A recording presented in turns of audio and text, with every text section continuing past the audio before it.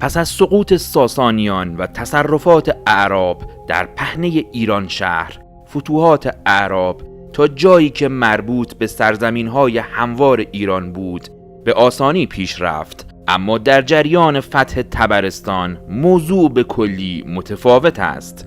جغرافیای طبرستان مانند یک سد محکم بر علیه تازیان عمل می کرد. آنها هرچند هرگز موفق به فتح کامل این ناحیه نشدند، اما در جریان یورش‌های خود به این منطقه دست به جنایات فجیعی زدند.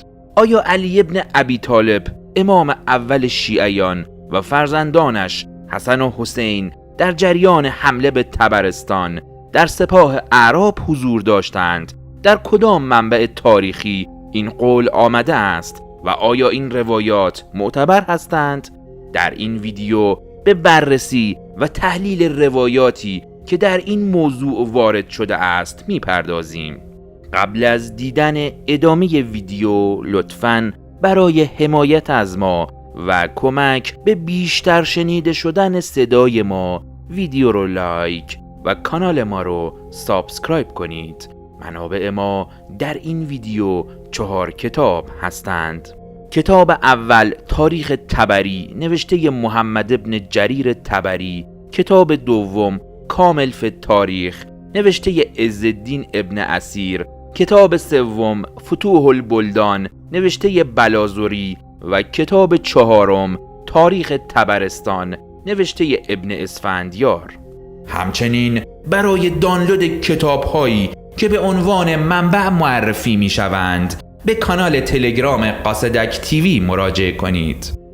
درباره حضور فرزندان علی ابن ابی طالب به خصوص حسن و حسین در جنگ‌های عصر خلفا هیچ یک از منابع شیعی سخنی نگفتند، اما منابع تاریخی مشهور اهل سنت از حضور این دو امام در فتوحات ایران گزارش‌هایی دارند.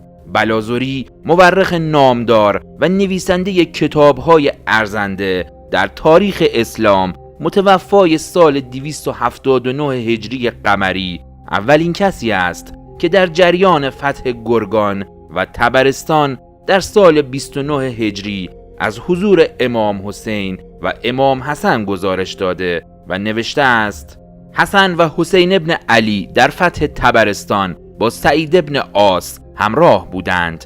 در تاریخ طبری نیز جنایاتی که علیه مردم گرگان صورت گرفته است بدین صورت به نگارش در آمده است. سعید ابن عاص لشکری راهی گرگان نمود.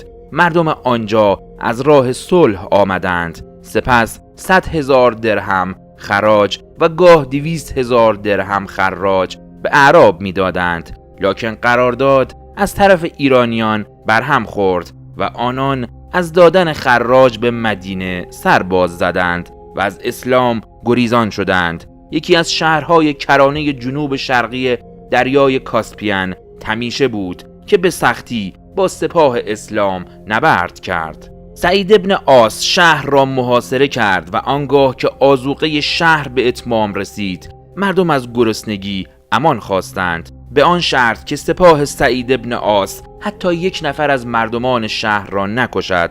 لکن بعد از عقد قرارداد سعید تمام مردم شهر را به جز یک نفر را در دره‌ای گرد آورد و تمام افراد شهر را از لب تیغ گذراند. بدین ترتیب فاتح عرب از عبارت موجود در امان نامه سوء استفاده می کند و نشان می دهد که برادر حقیقی عمرو بن عاص است، با این حساب که قرارداد می گوید مردم شهر را امان داده تا یک تن از آنها کشته نشود، یعنی بقیه باید کشته شوند.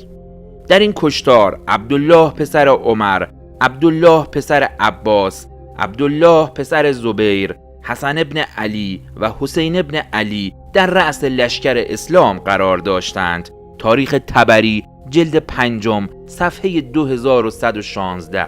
اون برادر ناتنی حسن و حسین نیز در حمله به آذربایجان فرمانده لشکر بود که توسط سربازان ایران کشته شد و مقبره وی همکنون در تبریز زیارتگاه می باشد. گزارش بعدی متعلق به ابوالقاسم حمزه بن یوسف بن ابراهیم سهمی است.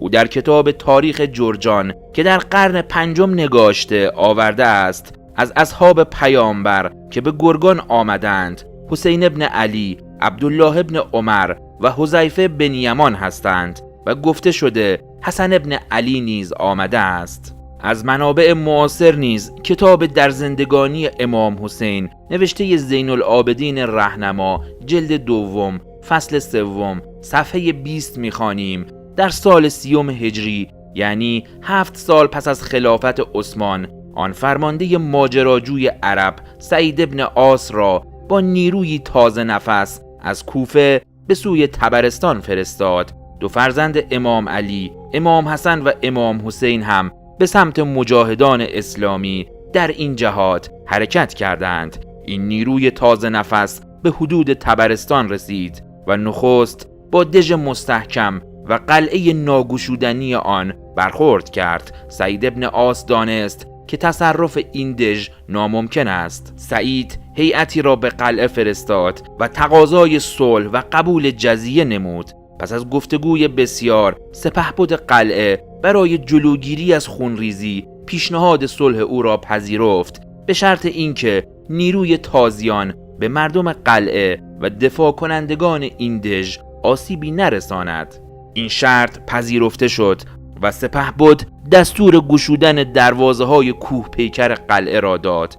هنگام باز شدن دروازه بزرگ قلعه که چندین گز طول و عرضش بود و با کبکبه و وقاری خاص آهسته آهسته روی پایه‌های قطور آهنی میچرخید و باز میشد، عرب‌ها به تماشای آن ایستاده و حیرت زده بودند. سعید بن عاص فرمانده عرب با تمام نیروی خود به درون قلعه آمد و مطابق نقشه‌ای که قبلا طرح‌ریزی کرده بود دستور داد بیدرنگ نقاط بلند و سخت قلعه را اشغال کنند و نیروی ایران را خلع سلاح نمایند. فردای آن روز یکایک مدافعان قلعه را گرفت، بعضی را در زنجیر نگه داشت و بیشتر آنها را کشت و کشتاری بیرحمانه در قلعه انجام داد.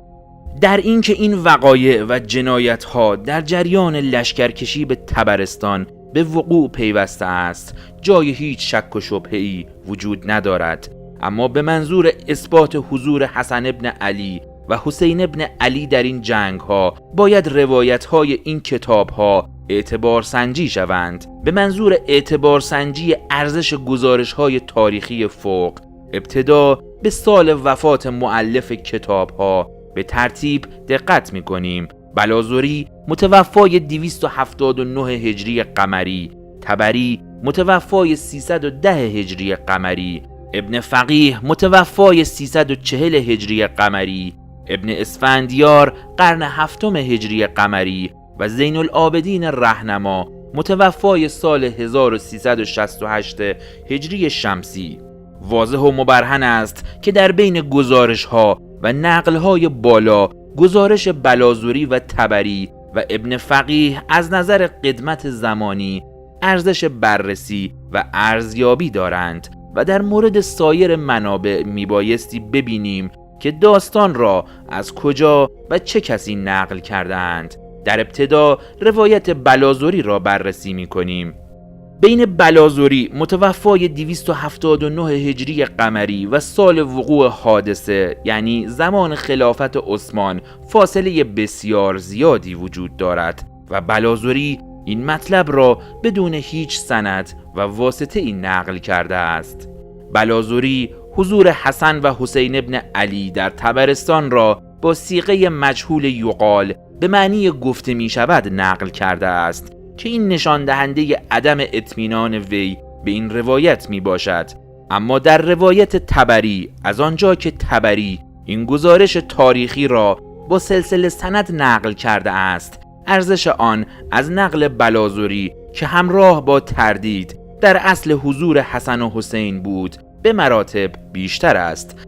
در سند این روایت نام علی ابن مجاهد به چشم می‌خورد که به شهادت رجالیون اهل تسنن وی فردی کذاب و دروغ پرداز و اهل جعل کردن بوده است. همچنین ابن فقیه صاحب کتاب بلدان نیز بدون ذکر سند به حضور حسن و حسین ابن علی در طبرستان اشاره کرده. بنابراین کتاب بلدان از ابن فقیه گزارش مستقلی را نقل نکرده و اصل نقل وی از فتوح البلدان بلازری است که پیشتر در مورد آن صحبت کردیم و بدان پاسخ دادیم.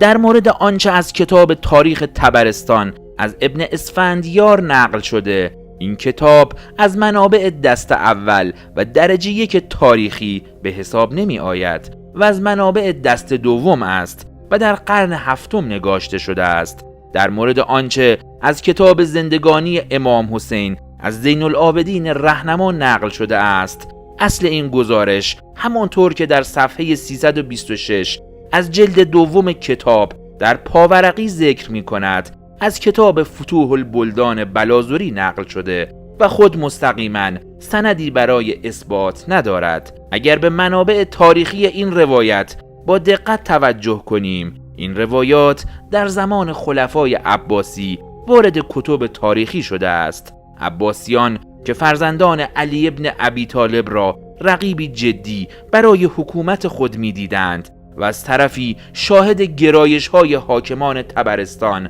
به رقیب سیاسی آنها یعنی آل علی بودند، قصد داشتند با این ترفند مانع از نزدیکی آنها به یکدیگر شوند. هرچند که در اصل ماجرا علی ابن ابی طالب در زمان سه خلیفه اول هرگز برای جنگ وارد ایران نشد، اما در این جنگ حامی سپاه مسلمانان بود و به همراه سلمان فارسی به عمر ابن خطاب مشاوره میداد. در مورد فرزندان علی نیز مسئله به همین صورت است که مصلحت‌های سیاسی ایجاب می‌کرد که فرزندان او که از گزینه‌های جانشینی و خلافت بودند به عنوان پیاده نظام در این جنگ شرکت نکنند، ولی قطعاً از حامیان و طرفداران سپاه اسلام محسوب می‌شدند و ساده لوحانه است که باور کنیم آنها طرفدار پیروزی ایرانیان و شکست اعراب بودند، چرا که پیروزی ایرانیان برابر بود با روی کار آمدن مجدد دین زرتشت و پایان اسلام.